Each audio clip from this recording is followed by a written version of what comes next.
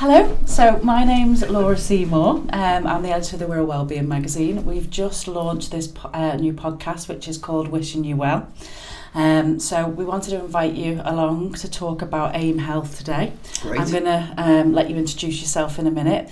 Okay. We've actually just done an article on the summer issue of the magazine, so that was really interesting, and I got to come into the facility and see all the technology, which was really exciting. I was talking about it before actually to the guys doing all our camera work, about going in the it was like a shower but filled with ice. Oh yeah. So we'll get to that in a minute. Yeah. But thank you for coming along today. We've launched it really. It's just another platform as well as the magazine, so that we can reach another audience, if you like. Sure. So tell us all about EHM Health. You're in Hoylake. Tell us all about it and your journey, I suppose, and introduce yourself. Okay, so my name's Richard Gibson. I'm actually an orthodontist locally in Wallasey, and so I do NHS brace care essentially. So I've been a dentist since 2002, but I've been on the Wirral since 2007. And we're getting on to 15 years ago now, I had my own health journey, as you will often find with somebody in this space. That I was educated through a normal sort of scientific degree and achieved and work as a consultant in the dental hospital, and really felt like I'd applied a lot of that education to the way I lived. So I felt like I was living honestly to what I'd been taught was good. But the reality of the situation was at 32 I was very, very poorly. Sorry to hear that. It's not an uncommon trend, unfortunately. But the reality was I went from pretty much being untouchable, like never sick, never missing a day. We were expecting our second child.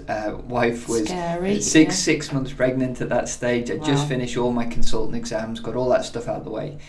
And then almost overnight, just crashed to the point where I had sort of three significant things going on at the same time, which wiped me out. And I went from exercising and training and working and trying to do all the things that Dad wants to do, to not being able to get off the sofa. That must have been awful. Yeah. Well, I didn't enjoy it, but actually it was worse for the people watching me. I think so.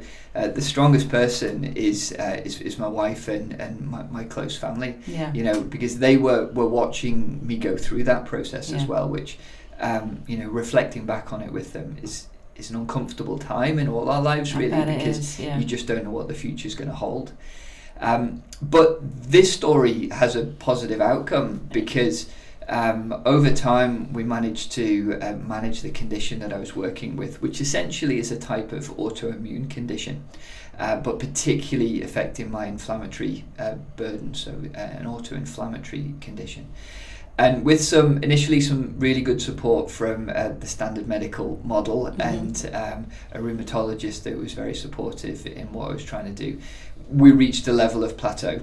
But to my disappointment at that stage, I was faced with the reality that it had taken me as far as I could go, but I was still medicated. I still couldn't feel like I was back to where I wanted to be. I still had a young family. I was taking medication which is life shortening and increasing the chances of significant health considerations in the future, and none of us were prepared to accept that at that stage. Of course, I was in my mid-30s at that stage, so you start looking for your own solutions. Of course, And I did some research in and around the condition, and as most people do, one of the biggest levers that we could look at easily, low-hanging fruit, was diet.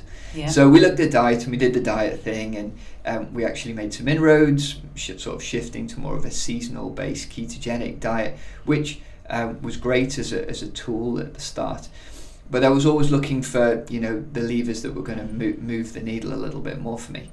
And so closer to sort of 2017, 2018, I started to understand the role that light was playing in my journey, and particularly red light for me. So this is where EHM first started in my mind, because as a dentist, we're used to using lasers Sure. and light sources. We use it to cure materials. We use them to cut tissue or to seal wounds and things like that, aid healing. So that wasn't a big stretch for me at that stage, but I was actually introduced to it by a pediatric dental colleague who said, have you seen this course? It's talking about red light therapy, and the posh name for that is photobiomodulation.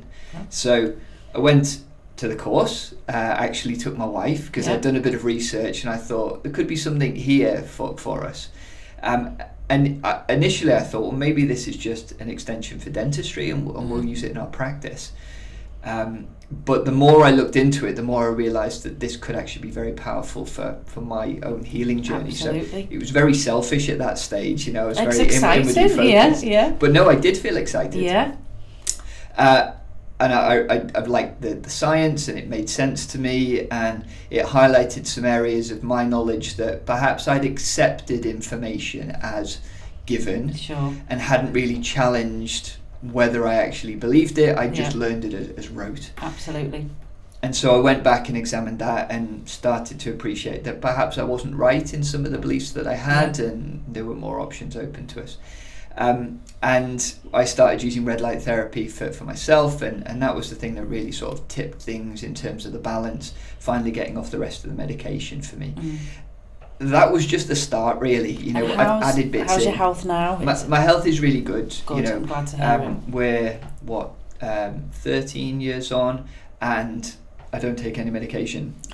I don't worry now that I'm going to relapse and end up back on medication. I made up for you. That's brilliant. It's amazing. Yeah, it is amazing, and like sometimes these journeys you reflect back on, and it's difficult sometimes when you look at it. But I'm just really pleased that I gave this slightly different science an opportunity to examine, because I could have quite easily dismissed it. Well, it's groundbreaking science, sort of makes a more holistic approach, and I think you've got, it's very unique what you're doing. You're ahead of your time, aren't you? And I think some of the technology that you use in there, I don't know a great deal. You'll be able to tell us more, but talk to us about the tools that you use within the organisation and the machines, because they were out of this world. I mean, the probably the first thing to say is the science isn't new. Really? We've had some of this science since the late 60s is when we just started haven't looking been at this. mixing it. It's just looked at in a different context, or something that medicine and science does really well is they break things down into little wheelhouses, and those silos don't talk to each other. So you can make massive progress over here, but the guy sitting over here doesn't see how it could apply to their work. So some of the people that I would now count as my mentors have joined some of those dots up. So I love that. Yeah. I don't make any claims to make those connections myself, but that is really the reality of it. So in AIM we use a couple of key services just to try and help people sort of tap into their own mindset, but also body's ability to heal, for want of a better expression. So photobiomodulation is a long way of saying red light therapy. Okay. It actually uses red light that you can visually perceive, so you can see, and an infrared spectrum of light which we don't see. So if we had a thermal camera, you'd see it, so it's there, but we just can't pick it up to our naked eye. Okay. And it uses this combination of wavelengths in fairly discrete bands, and you essentially soak it up through your skin. The units that we have are twofold. One is it looks almost like a tanning bed, but there's no UV in it. It's just red and infrared light. And then we have a smaller unit where we can deliver that light more locally to tissue. So red light therapy is a really big one. And the reason it worked for me is because it really targets the inflammatory process, and particularly the things that modulate that inflammatory process, which are called the mitochondria. So they are, in theory, responsible for energy production, but they do so much more than that. They send free radical signals to the rest of the system to tell it what to do, even to the extent where they turn genes on and off. Wow. They produce water, they produce their own infrared light, and they're there to essentially be an environmental sensor. So they help you interact with the world. That's fascinating. It is, isn't it? It is. I mean, it's fabulous the abilities that are just inbuilt into us. Exactly. You know, we didn't have to think of it. We didn't have to design it. Evolution has led us to that position. And what kind of conditions, are you treating at EHM Health in Hoylake now? What type of conditions are you treating, and what are these especially good for?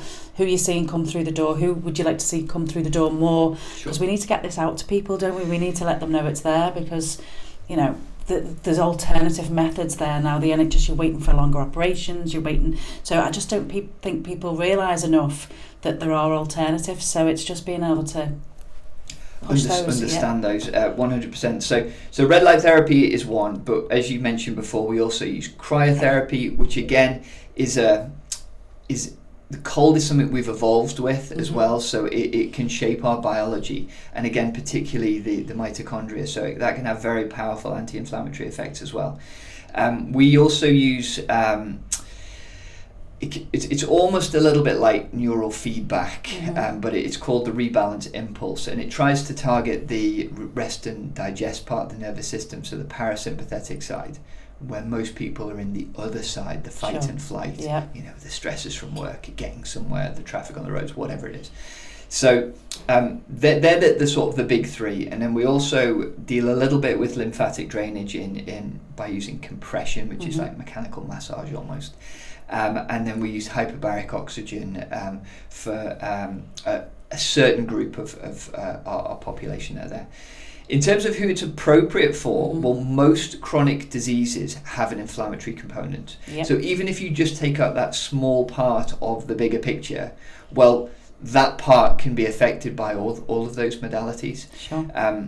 From a mindset perspective, as you'll appreciate, being in the right headspace to get well, sometimes is the thing that is the block for people. You know, sometimes somebody's condition is almost their identity as well. And so without that positive affirmation that I'm going to get well, you know, I can live without this pain or without this inflammation or without that lack of function, you know, having that positive outset and mindset, I think, can be really profound in their action. So in terms of who it's appropriate for, well, that's the great news, because it's almost everybody. Absolutely. You know, even before you realise it's an issue, you know, when you feel bulletproof in your 20s and 30s, you are actually accumulating little bits like that, whether it's lifestyle mediated or whether it's, you know, excess in terms of overtraining or exercising. We're accumulating miles, aren't we? Just like a good car. We are. And, you know, you learn your wisdom from your wounds. So sometimes some people have to learn that journey. But what I was hoping when I set EHM up with the two other co-directors, Paul Anderson and Conor McGrath, was that maybe people could learn from our experiences.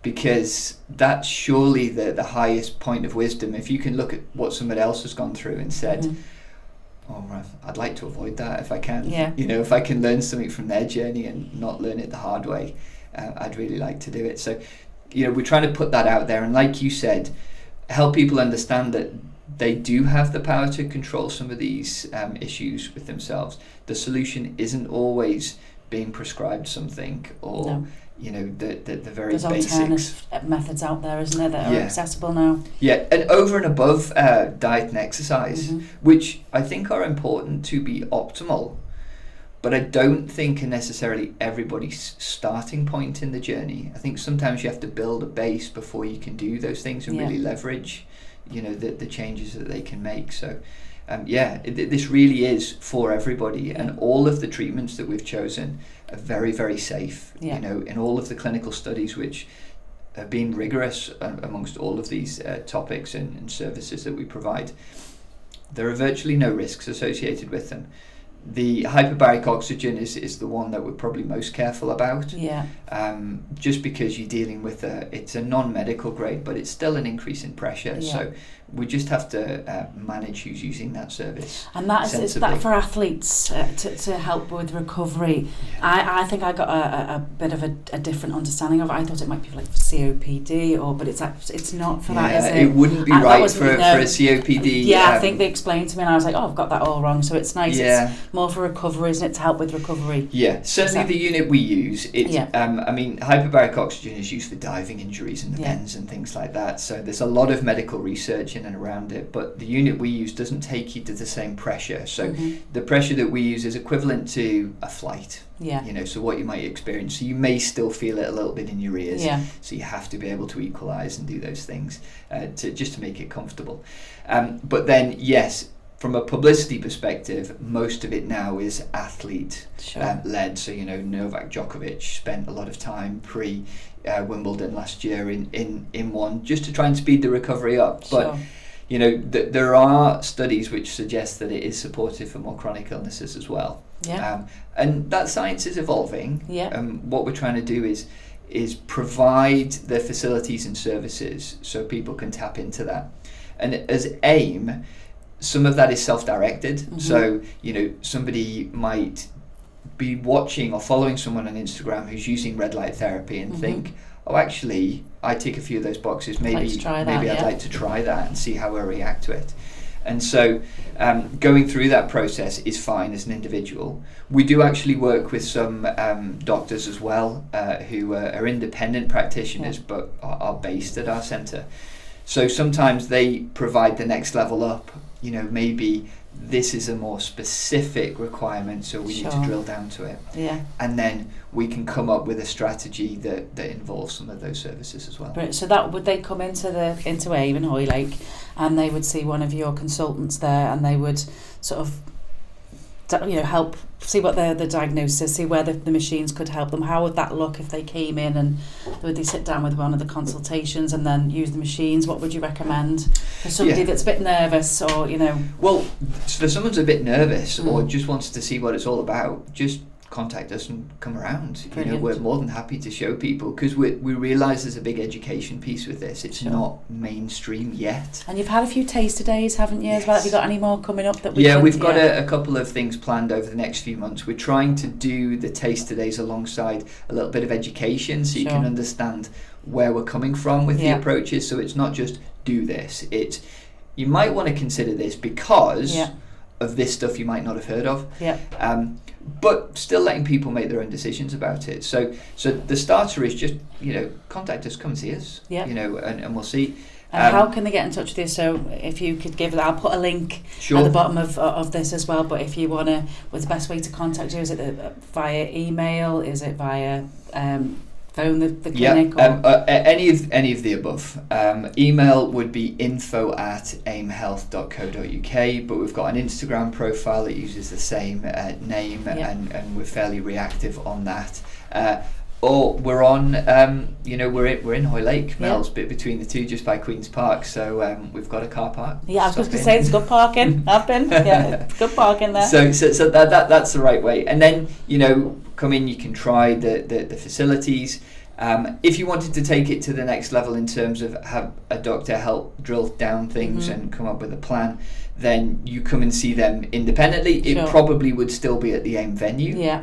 But you'd be seeing them independently, so they work alongside us more than for. And cost-wise, it's not mega expensive, is it? The costing's really good. I think you've got your pricing just right. So I think not to be afraid of is this going to cost the earth? I think that just keep an open mind and go in and come along to the taster days and have a look at what's going on, because it really can sort of springboard you.